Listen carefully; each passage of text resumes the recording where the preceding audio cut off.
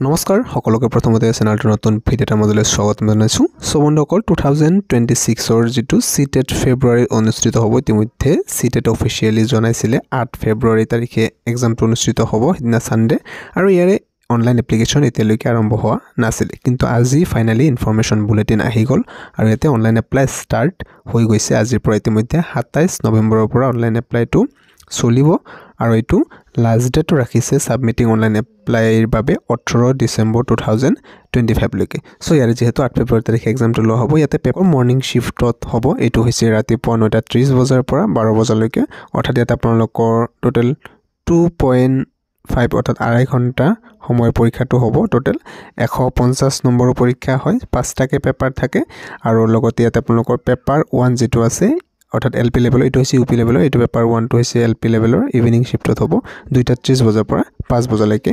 So application ফিস আগৰ দৰে same ৰখা হৈছে। যদি আপুনি জেনাৰেল নাইবা ওবিসি এনসিএলৰ কথা উঠিছে, কিন্তু ইয়াতে ওবিসি এনসিএল যদি আপোনাৰ আছে, আপুনি যদি পেপাৰ 1 নাইবা পেপাৰ 2 যিকোনো এটাৰ বাবে অকল এপ্লাই কৰিব বিচাৰিছে, তেন্তে আপোনালোকৰ 1000 रुपीस পেমেন্ট কৰিব লাগিব। আৰু যদি দুটা পেপাৰৰ বাবে এপ্লাই কৰে তেন্তে 1200 টকা পেমেন্ট কৰিব লাগিব। আৰু এসসি এসটি আৰু বিশেষভাৱে সক্ষম ব্যক্তিসকলৰ বাবে 500 টকা লাগিব যদি এটা ইয়াৰ বাবে এপ্লাই কৰে, আৰু দুয়োখন পেপাৰ যদি কৰে 600 रुपीस কৰিব লাগিব। অৰ্থাৎ আগৰ দৰে সেম ৰখা হৈছে, ইয়াতে কোনো ধৰণৰ চেঞ্জেছ কৰা নাই পেমেন্টৰ ক্ষেত্ৰত। সো ইয়াৰে এলিজিবিলিটি ক্ৰাইটেৰিয়াটো আপোনালোকক জনাই দিওঁ যে যদি আপুনি এই এক্সামটো দিব বিচাৰে তেন্তে আপোনালোকৰ ইয়াতে কমসে কম আপোনালোকৰ ডিএলএড নাইবা ইয়াতে বিএড কোৰ্সটো কৰা হ'ব লাগিব।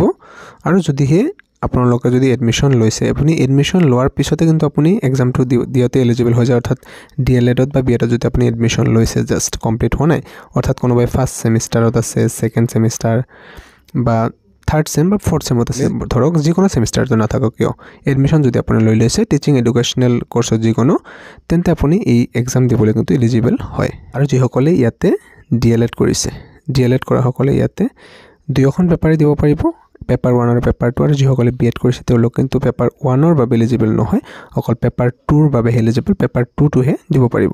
আৰু ইয়াতে আপোনালোকৰ যেটো পেপাৰ 1 আছে হেতু ক্লাস 1ৰ পৰা ক্লাস 5 লৈকে লেভেলৰ হয়, আৰু যেটো পেপাৰ 2 আছে হেতু ক্লাস 6, 7, 8 এই তিনটা ক্লাসৰ বাবে হয়।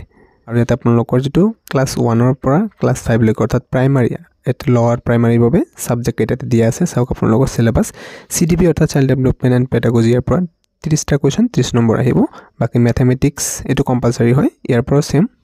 তাৰপিছত ইভিএস এনভাইৰনমেন্টাল ষ্টাডিজ এটো কম্পালসৰি হয়, ইয়াৰ পৰা 30 মাৰ্কস। আৰু ল্যাঙ্গুৱেজ 1 টো কম্পালসৰি হয়, এটো আপুনি চয়েস কৰিব পাৰে। যদি আপোনাৰ ফাৰ্স্ট ল্যাঙ্গুৱেজ আপুনি যদি এছএমএছ মিডিয়ামৰ আছে তেন্তে আপুনি অসমীয়া চুজ কৰিব, আৰু আপোনাৰ সেকেন্ড ল্যাঙ্গুৱেজ এটা ল'ব পাৰে আপুনি, ইংলিছ, হিন্দী যিকোনো আপোনাৰ ইচ্ছা মতে ল'ব পাৰে, বেংগলী। সো এনেকৈ আপোনালোকৰ 150 মাৰ্কসৰ এক্সামটো হ'ব। ঠিক তেনেদৰে ইয়াতে যেটো পেপাৰ 2 আছে অৰ্থাৎ 6, 7 এই তিনটা ক্লাসৰ বাবে, অৰ্থাৎ যাক আপাৰ প্ৰাইমাৰী বুলি কয়, আপাৰ প্ৰাইমাৰীৰ বাবে ইয়াতে সিলেবাসটো দিয়া আছে। সিডিপিৰ ক্ষেত্ৰত সেম 30টা কোৱেশ্চন 30 নম্বৰ আহিব। ম্যাথমেটিক্স এণ্ড সায়েন্স ইয়াৰ পৰা 60 আহিব, ম্যাথছৰ পৰা 30, সায়েন্সৰ পৰা 30, এনেকৈ মিলাই 60 মাৰ্কসৰ আহে।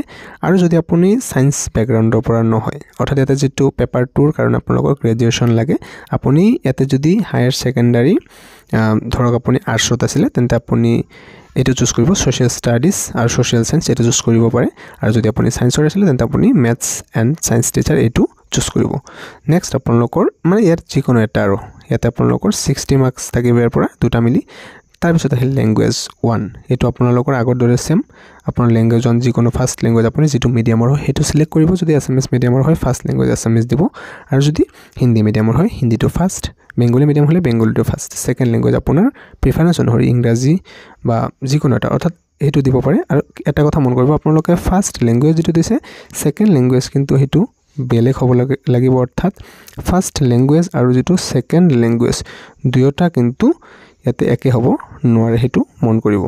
ইয়াতে আপোনালোকৰ যেটো কোৱেশ্চন পেপাৰ আহিব, সেই কোৱেশ্চন পেপাৰটো আপোনালোকৰ ইয়াতে ইংৰাজী আৰু যেটো হিন্দী এই দুটা মিডিয়ামত দেখিবলৈ পাব, অৰ্থাৎ বাইলিংগুৱেল। ইয়াতে অকল আপোনালোকৰ যেটো ল্যাঙ্গুৱেজ পেপাৰ আছে, ঠিক আছে, সেই ল্যাঙ্গুৱেজ পেপাৰটো আপোনালোকৰ নিজৰ মতে চুজ কৰিব পাৰিব। ধৰা হওক আপোনালোকৰ ল্যাঙ্গুৱেজ আপুনি ফাৰ্স্ট ল্যাঙ্গুৱেজ এছএমএছ চুজ কৰিছে, তেন্তে আপোনালোকৰ যেটো ল্যাঙ্গুৱেজ 1 হেতু আপুনি অসমীয়া দেখিবলৈ পাব। আৰু যদি বেংগলী চুজ কৰিছে বেংগলী দেখিবলৈ পাব, হিন্দী হলে হিন্দী।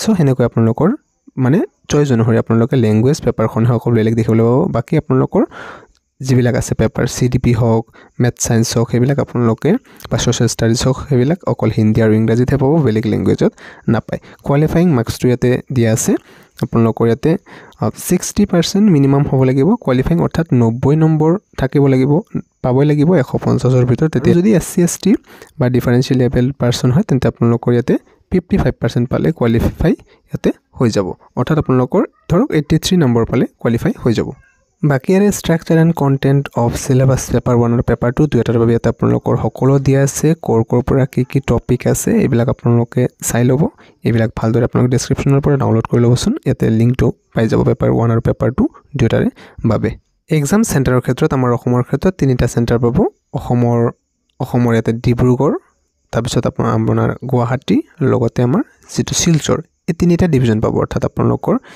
লোৱাৰ আসামত পাব আপাৰ আসামত পাব ইয়াতে বৰাক ভেলিটো শিলচৰত দিয়া আছে সেন্টাৰ সো আপোনাৰ যেটো ওচৰত হয় সেই হিচাপে আপোনালোকে সিলেক্ট কৰিব অনলাইন এপ্লাই কৰাৰ সময়তে সো প্ৰথমতে ইয়াতে জাস্ট আজি এপ্লাইটো হে ষ্টাৰ্ট হল আপোনালোকে প্ৰথমতে ভালদৰে ইনফৰমেশন বুলেটিনখন পঢ়ি চাব তাৰে পিছত লাহে ধীৰে এপ্লাই কৰিব মুঠতে আপোনালোকে এপ্লিকেশনটো 18 ডিসেম্বৰৰ আগতে কৰিব লাগিব সো হেতু মন কৰিব এইখিনি ভিডিওটোত আছিল যদি কিবা আপোনালোকৰ বুজি পোৱাত অসুবিধা হৈছে তেনেহলে কমেন্টত নিশ্চয়কৈ জনাবচোন ভিডিওটো নিশ্চয়কৈ লাইক এটা কৰি ৰাখিব নিজৰ ফ্ৰেণ্ডৰ সৈতে শ্বেয়াৰ কৰিব থ্যাংক ইউ